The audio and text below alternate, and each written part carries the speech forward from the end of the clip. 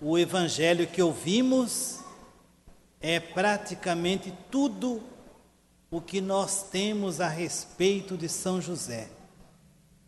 É um pouco, mas é um pouco suficiente. Não é um pouco que falta, é o pouco suficiente. Eu gostaria de apresentar José como se apresentássemos 6 quadros sobre a vida de São José. Um primeiro quadro que nós podemos imaginar sobre São José é o casamento de José com Maria. É um casamento extraordinário, é um casamento sui generis.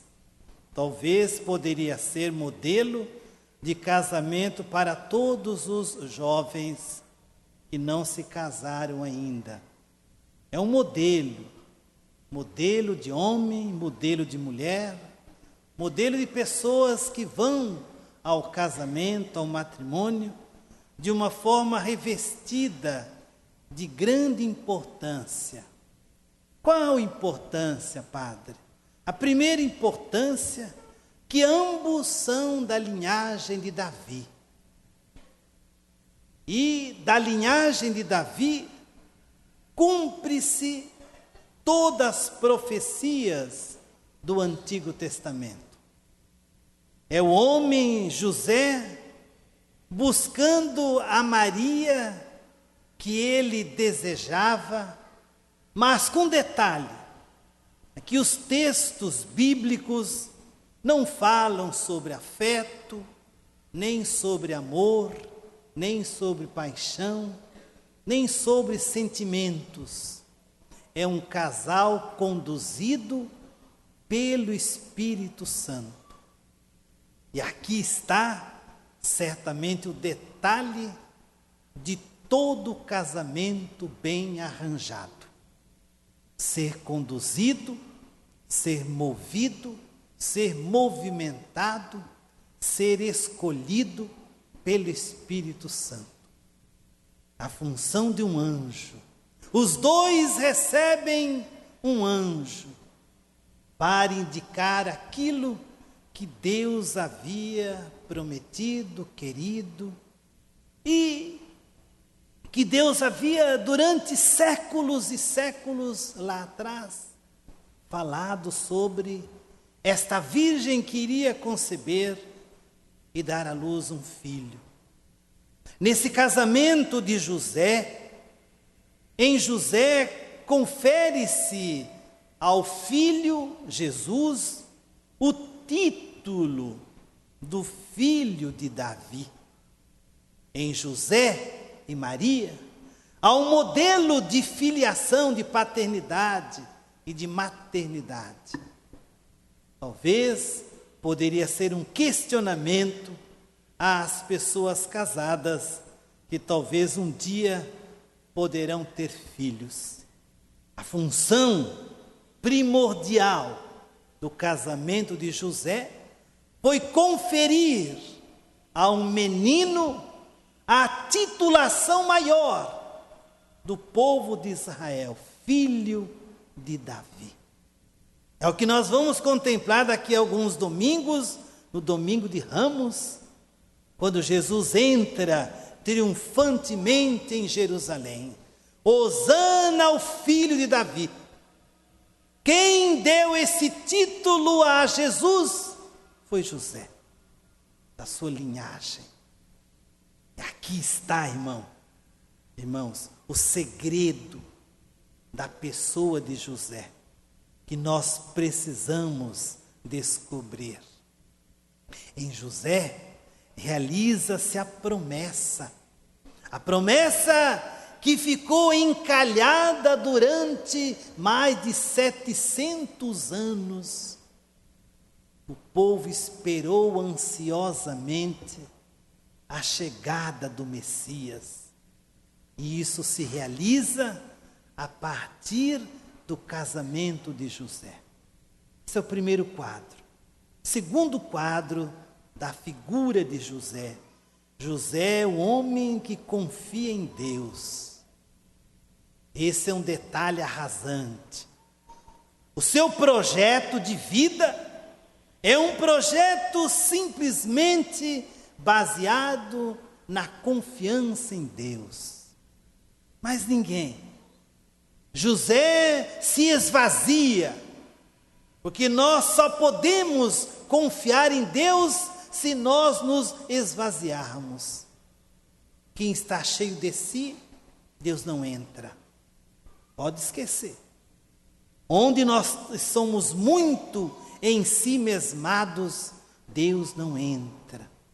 José precisou se esvaziar para que Deus pudesse entrar na vida dele.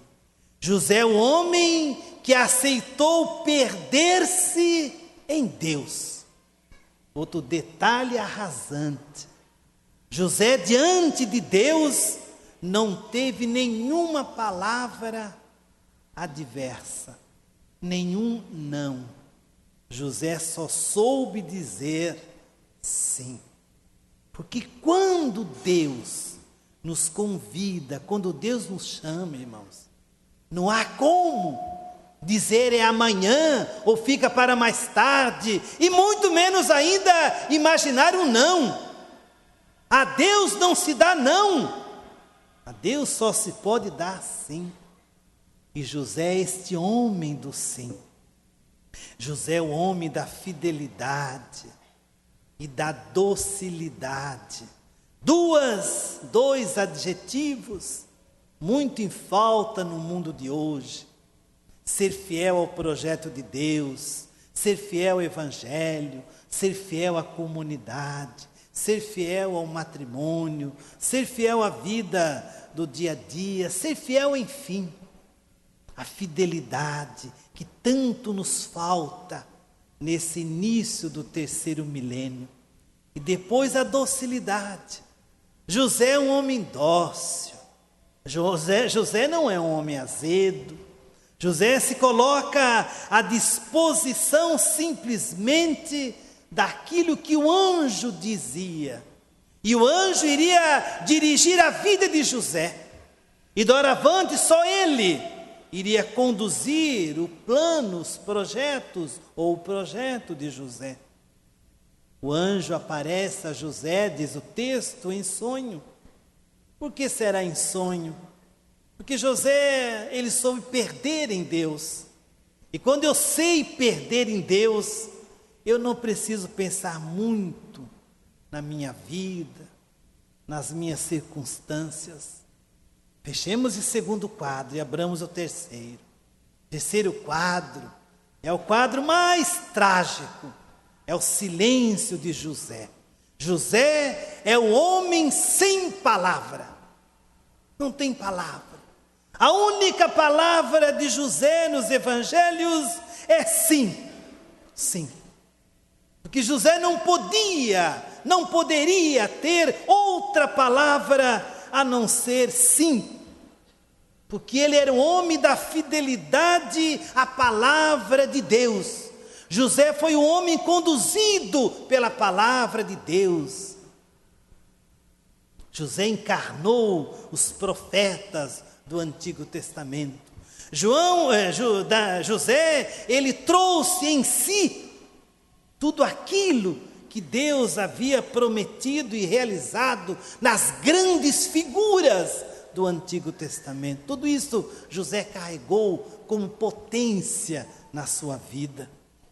Esse José, na noite santa de Belém, onde os anjos davam glória a Deus, nenhuma palavra, nenhum elogio, talvez nenhum sorriso, nenhuma alegria, mas também nenhuma tristeza, nenhuma palavra, porque José era um homem de silêncio, do silêncio. E naquele deslumbre da noite de Belém, a alegria do pai ao nascer o filho, só o silêncio poderia calar aquela noite da Palestina. E José soube viver isto na sua vida. José viveu isto em potência, e José colocou isto como base fundamental da sua vida. Fecha-se esse terceiro quadro e abramos o quarto quadro. É a dramática fuga para o Egito. Quando tudo parecia que estava bem na vida de José e de Maria e Jesus, o anjo aparece: José, arruma a trouxa e vai para o Egito, porque o Herodes vai perseguir. José também não diz nenhuma palavra. É a violência. Diante da violência não existem palavras, nem de bom, nem de mal. Há simplesmente de obedecer ao projeto de Deus. José deixa a sua terra. É o homem que se vê perdido, mas é um homem que concretiza na sua vida a vocação abraâmica. Abraão, quando Abraão estava bem na sua terra, Deus aparece e diz: Abraão, deixa sua casa, sua parentela, tudo que você tem, e vai para a terra que eu vou lhe mostrar. E Abraão não diz uma palavra também. José prefigura esta imagem, esta insígnia de esse homem que se coloca à disposição. José, ele, nesse drama de sair da sua terra e ir para o Egito, certamente você já pode imaginar as dores e o sofrimento. Mas o homem conduzido pela palavra, ele suporta tudo, porque José é um homem do silêncio. E o silêncio de José era um silêncio terapêutico, um silêncio que curava as feridas internas que José tinha. Esse quadro também se fecha e abre-se um novo quadro. É o quinto quadro. José perde Jesus no templo. Imagine você ir ao templo, perder o seu filho. Que tipo de pai, não é mesmo? Hoje diríamos assim: como é possível um pai perder um filho? Mas só que aqui nós devemos convir com José. José perdeu Jesus no templo, não foi no mundo. O mundo não ganhou o filho de graça. Quem ganhou o filho foi o templo. Onde os pais, irmãos, hoje perdem seus filhos. Onde você perde o seu filho? Onde seus filhos, nossos filhos, ficam perdidos? Talvez na boate, no barzinho, nos bailes, nas farras, nas bebedeiras. Quantos cristãos hoje perdem seu filho no templo, na vida de oração, na vida de espiritualidade? Talvez este aparente sofrimento de José não o atingiu. Porque nem José e nem Maria ficaram preocupados por terem perdido o filho. Eles só foram dar-se conta que o menino não estava com eles porque estava na caravana, isto é, na comunidade, e é a comunidade que deve ou deveria educar os nossos filhos a modo de José e de Maria. Este talvez é o drama maior daquele que quer ter José como referência de vida. Os nossos filhos, irmão, filhos dos católicos cristãos, são filhos que dificilmente frequentam a igreja. Por quê? Porque você que é pai, você que é mãe, não começou com eles desde pequenininho. E esse Jesus, filho de José, desde desde o seu nascimento. Quando Maria completou os 40 dias, ele os apresenta ao templo. É um menino que cresceu no templo. É um menino que entendia das coisas de Deus. Então José não tinha preocupação nenhuma. Por que será que os pais ficam tão preocupados com os filhos? Será que os pais não acreditam na educação que deram? Ou será que o mundo não é muito mais perigoso do que o templo, do que a igreja, do que a religião? José, nesse quadro, onde ele perde o filho no templo, José e Maria se tornam discípulos do filho. Agora, quem vai atrás do filho é José. José passa da categoria de pai para a categoria de discípulo, ele vai em busca do filho. É a mãe que se coloca nessa mesma perspectiva, vai em busca do filho. Mas essa busca do filho não foi uma busca de preocupação, porque o filho vai dar aos pais o consolo. Por que vocês estão preocupados comigo? Eu sou ocupado com as coisas do Pai. Talvez seria isto a coisa mais linda que qualquer pai, qualquer mãe poderia ouvir de um filho ou de uma filha. E o último quadro de São José é José trabalhando na oficina de Nazaré. Ali, irmão, aquele filho oculto que ninguém sabia. Só José e Maria guardavam o mistério daquele menino trabalhador, daquele menino de Nazaré, que talvez os vizinhos nem conheciam, nem sabiam, nem desconfiavam que naquela oficina estava o homem mais misterioso que a história produziu. Estava ali naquela oficina, educados por Maria e José, o Salvador, o Redentor. Esse menino cresce como um homem, à sombra de José e de Maria. Que beleza, esse menino crescendo ali, e ele era o Filho de Deus, não era qualquer menino.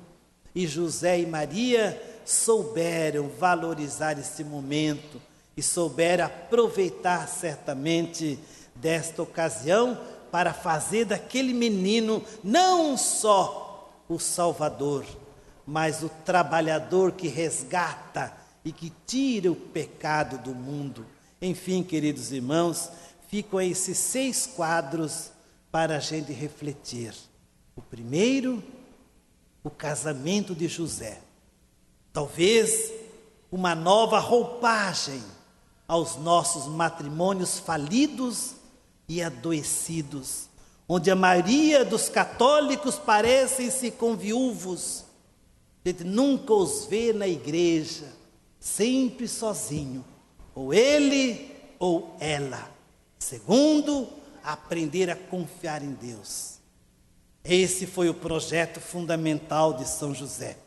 Terceiro, silêncio de José. Aquilo que não entra no projeto de Deus, não adianta questionamento. O silêncio é o único caminho. E depois, o drama, a fuga de José.